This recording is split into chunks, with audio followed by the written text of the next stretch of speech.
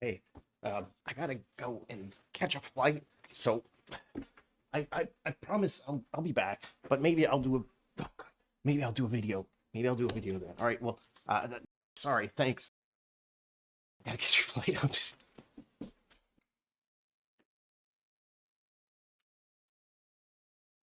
okay. Maybe I'll just have one drink, just one.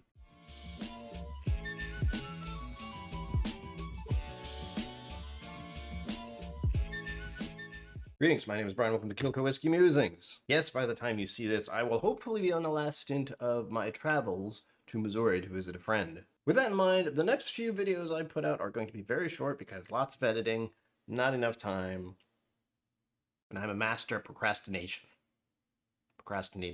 And this bottle is already open and half gone. What are you doing, Brian? You're supposed to open the bottle. It's supposed to be brand new. It's supposed to be the first time you've ever tried it. No. This bottle was donated to the channel by Zenbood. Zenbood, you are awesome. Johnnie Walker and I have a history. I started my whiskey journey via Scotch. Lefroy was the first whiskey I remember trying and being like, what the heck is this? And then, of course, since Johnnie Walker is such a well-known and easily accessible brand, I explored the black and the double black. And my younger brother also gave me a little tiny thing of the blue. Turns out, though, the green is the one I prefer. As you see here, Johnnie Walker Green Label blended malt Scotch whiskey, distilled, blended, and bottled in Scotland. The big difference here is a rich and vibrant blend of only single malt whiskey, including Talisker Linkwood, Craigmore, and Colilla. Colilla. I can never say it right. Colilla. Aged 15 years. What does that mean? The youngest whiskey in here was 15 years old. Now, the reason this bottle is half empty is because Zenbood enjoyed it too. But since he was also moving, I graciously accepted a few of his bottles that he didn't want to bring with him. Another pleasant addition to why I like this whiskey in particular is because it's coming in at 43%. We begin with the color. Not nice? Again, it looks good, but it's a Scotch, and I'm suspicious of Scotch coloring because they can add coloring. I like it though. It's a nice golden amber color. Onto the nose. This is going faster than normal. It's because it is. Oh man, it's it's gonna be hard to do this. It's so familiar because of how much Johnnie Walker I used to drink. It's been a very long time since I had any of the other stuff. I think the last time I tried it, it seemed a little watery because my palate has evolved. Not so pretentious. There's a slight tinge of peat to this because of what's in it. For me personally, Talisker and Colilla are the ones I do prefer that are already in here. So I'm happy about that. The other ones I'm not quite sure. I don't know if I've had those bottles yet. There's a lovely sweetness. There's a little bit of a fruity note. There's some black pepper in there.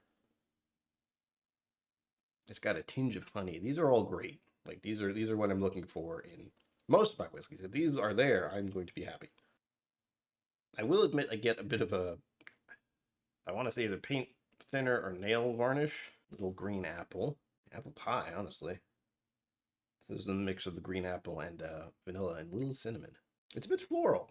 It comes off as that. It's light, but it's present. Like if most people, if they go in and smell this, they're like, oh, what is that? But for me, this is an old friend. I'm starting to get very thirsty. After the palate.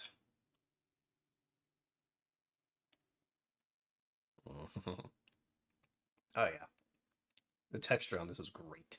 I'm a very texture whiskey person. I don't exactly know what that means, but it's something I've come to understand about my own preferences. And this has a lovely honey quality to it. Just the texture of it is just like that. Oh gosh. As for the rest, it's a little bit powdered sugary. And I wanted, part of me thinking black pepper, but what I really mean is that there's this tinge of peatiness to it, which of course is hard to explain to someone unless you want to give them a lot of very strange and unpleasant tasting notes. You know, tar, brine, seaweed, etc. Needless to say, I do enjoy this without question. This is the type of bottle I would like to have on my shelf at all times. But it's expensive. I haven't looked up the price recently, but I would say this is easy in the 90, 95 or more now. It's not a bottle I could afford to buy myself. It's a silly thing to say. I can't afford to buy most bottles, but I have a credit card and no self-control. Next sip, hole in the palate, see what happens next.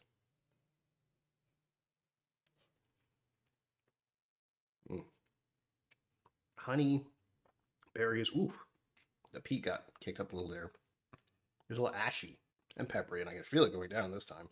and honey, vanilla. Oh, what a lovely progression this has. It does this. So it carries all the way through and then remains on the palate and fades out very slowly. Although, I will mention two other Johnnie Walkers I do enjoy. The Gold and the Platinum. Those may have changed because it's been a very long time since I had any of them. If you're looking to step up your whiskey collection and you're still a beginner, this would not be a hard one to get. No complaints here. Very happy to have received this bottle. Looking forward to drinking the rest of it. And there you have it, folks. As always, live long and prosper. Don't forget to be awesome. And I will see you out there. Hey, thank you for watching. Please remember to like and subscribe. I'll see you next time.